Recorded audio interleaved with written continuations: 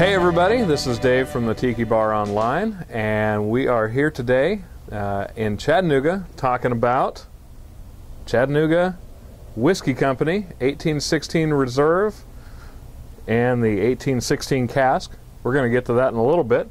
We're going to open those up in a little bit. We've got Mr. Joe Ledbetter here, who is one of the founders of the Chattanooga Whiskey Company, to talk to us. And just so we keep this in the cigar realm too, I am smoking the Four Kicks by Crowned Heads, another product that comes out of Tennessee, Nashville in this case. And he is smoking a Padron. Padron 1964, the Torpedo, a lovely cigar. Yes. So, Joe, tell us a little bit about why you decided to start the Chattanooga Whiskey Company. I love whiskey, and really started out drinking Scotch and really being very interested in Scotch for about 10 years or so, and started being more interested in bourbons and American whiskeys. And I'm a nerd, so at late at night when other people are watching television or doing whatever, I jump on Google and look up things about whiskey and learn about whiskey. And I'm from Chattanooga, born and raised, and I don't even know why I did this, but I Googled Chattanooga whiskey, and when I did, the only site that really came up was a site called preprohibition.com. It's pre-pro.com. You should check it out. It's a very informative website. And what I learned was that 100 years ago, in Chattanooga, there were about 30 plus distilleries. Wow. From 1866 to 1915. 1915 was when the women's temperance movement kind of had their pre-prohibition or pre-prohibition era, and Tennessee had its statewide prohibition enacted. Okay. So I found companies like the J.W. Kelly Company, distillers, and I don't know if you can see that or not, but this is a 100-year-old bottle. J.W. Kelly and Company started in 1866. Mm-hmm. Another company, another distiller started that same year. I don't know if you've heard of Jack Daniels. Yes. They're little company. Also in little Tennessee, company, not too far away from here. Up the road, they're doing okay. They're doing well. Yeah.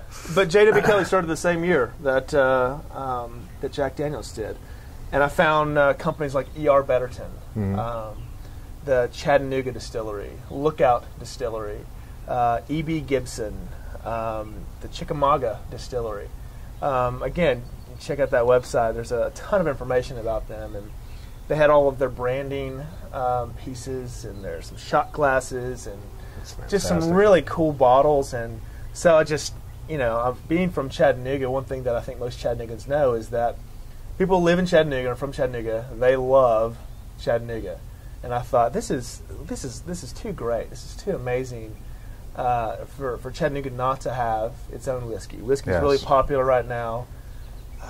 I gotta do this. So I called a good friend, who's now my business partner, and said, "What do you think about trying to bring whiskey back to Chattanooga?" He loved the idea, and that was kind of how I was born. Okay. What's the significance of 1816? So, that's name of your whiskeys. 1816 Reserve. That's the main brand that you're going to be putting out. It is. So we really wanted to try to capture Chattanooga. Obviously, Chattanooga Whiskey Company. We didn't want to bring back the Chattanooga Distillery or E.B. Gibson. We didn't want to bring back an old distillery. We wanted to try to capture all of the whiskey in Chattanooga, and so we came out with this new idea, this new whiskey company. And the 1816, kind of playing off of that Chattanooga history. 1816 is when John Ross founded Ross's Landing. So we thought, what better name to call our whiskey than the year that what would become Chattanooga, the area that would become Chattanooga. Why not call it that? Very good. If that makes sense. That's perfect. And I I was born in Tennessee, grew up out on the left coast, and came back to Tennessee by choice. So I don't know a huge amount on the Tennessee history, and I find it really cool that we're getting a little history lesson along with being able to enjoy a nice whiskey at the same time. Right. And I'm really finding, as we talk off camera, I'm finding out all these different things about. We don't have time to put all this on camera. All these different things about the history of the whiskeys in Chattanooga and in America as a whole. It's just really fascinating. Well, can I tell you one story that's really, really interesting? It's kind of a minor role in Chattanooga's history, but a guy by the name of R.M. Rose had a distillery in Atlanta. Oh, yeah. And was a successful distillery, but because of kind of Georgia's, they had kind of a short-run prohibition. He had to move. So he moved to Chattanooga, moved his entire distillery to Chattanooga, and I think the years are like 1906 to 1915. That's when he was in Chattanooga. Well, he had to move because of prohibition in Tennessee in 1915, so he moved to Kentucky. Well, R.M. Rose is the company that would later become Four Roses. So Chattanooga actually, we had for a short time Four Roses within our city, which is a very, very popular brand today. Yeah. Which I think it's amazing that Chattanooga kind of plays this role in whiskey history. It is interesting, and it's also interesting that since the law has changed in the state 3 years ago, allowing for counties to allow distilling besides Moore County and Coffee County. Yeah. Now any county can allow it as long as they vote on it, I guess, by county. Well, they have to have liquor by the drink, and there's some requirements, but yeah, a lot of new counties. It's kind of a convoluted system to get to be a wet county in the state. But at least it can be done. But Hamilton County decided. Yeah, they decided that in 2009, when 41 new counties were opened up, they decided that wasn't a good fit for them, and we're not sure why exactly they decided that. We're really not here to bash Hamilton County at all. Not at all. And obviously you're not either, but our leaders decided for whatever reason that was something that they didn't want. Our hope is that we could kind of respectfully come to them and say, maybe this would be a good idea for Chattanooga. I wonder if they really knew the history, or if they thought, this is something that we don't want to do right now. But so at the moment, Chattanooga whiskey can't be made in Chattanooga. Yeah. So you've decided to start this out by sourcing it out to a different company. Right. So it's kind of a grassroots movement. And the idea is, let's try to bring whiskey back to Chattanooga. Mm-hmm. So what does that mean? What could we do? We could go try to change the law, which takes some time, and then we could build a distillery for about $1 million, right. $1.2 million, and then we could make our whiskey, and then we would need to age it for 2 or 3 years. Or 4, yeah. So I don't know if you know an investor that would be willing to give us $1 million and see in 4 years if they get any return or not. Yeah. And if they can get the law changed. We looked. Surprisingly we couldn't find it, which was unfortunate. So what's the next the next best idea? Sure, we could go to Marion County and distill if we wanted to, but then of course we have the problem of the money to make and age sure. it. What most new whiskey companies, what new whiskey brands, I guess would be the better way to say it, what they do is they source whiskey. They buy really great whiskey from somewhere else. There's a company called, formerly known as LDI. They're distillery that to this day makes a lot of Bullet bourbons whiskey, and they make really good whiskey. Long history.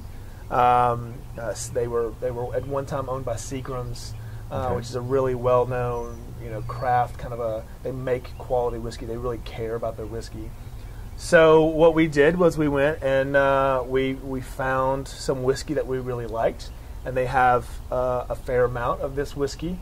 so we weren't going to run out anytime soon. Right. And we tried it and looked at a couple other distilleries as well, but really landed on this LDI. Okay. It's in Indiana. It's from Lawrenceburg, Indiana, and it's a 3-year-old whiskey that we are right now. Frankly, we're having it bottled. Our idea is kind of a 3-tiered system. It's we buy the whiskey and have someone else bottle it at first. Our hope is that we can change the law and that we can start to bottle it ourselves while we're also making our own product. Same Right. mash bill, same recipe, same way. It's going to taste the same when it's finished. But we make it and we age it. And during that 3-year period, when we're still selling the same products, we're making it and aging our own. The third step is really, okay, we phase this juice, this whiskey that we've sourced out, and we start to phase ours in. Okay. Same taste profile, same whiskey, just really made in Chattanooga by Chattanoogans, for Chattanoogans. Okay. And I guess one of the things that occurred to me last night was that wouldn't it be really awesome if we could get that law changed this year? You could get started on distilling your own in the next year or so. You could actually be producing your own Chattanooga whiskey on the 100th anniversary of them banning it here in Tennessee. And it also makes me think, well, do we need to call it 1816 Reserve, or should we change the name to? Should we call it this new piece? Maybe we should bottle something called 1915 or 100. Or 1915. And maybe it should be a 100 proof whiskey. Yeah. And I don't know. We haven't given that much thought at all. Something to think about down the road. Yes, we'll see. We'll see where that goes. We've thought about that. We would love for that to happen. Yeah. 2015. We hope is going to be the year. Very good. That we come out with that, and we're going to call it the 100. Very good. Very good. Well, the first things first, we have a new whiskey that's just hit your warehouse. What, yesterday? Yeah, indeed, yesterday. And we've got a big launch party with about 800 or 900 people coming up next Friday. Very exciting times. So let's have some whiskey. Let's give this a try. So would you? I'm glad to open it, but I would love if you would open it because Okay. it's a different closure, and I think I'd love for you to kind of comment on what you think. On the difficulty of opening. Will you do the honors for me? I can do that. Thank you. And you can tell us a little bit about why you've chosen this particular type of cork. Cork with no puller, So no lid. initially we were thinking about, we were really going with this closure. It's called a T cork, T closure, and for obvious reasons it looks like a T. And it's got a wood top. A lot of the companies out there doing a plastic top.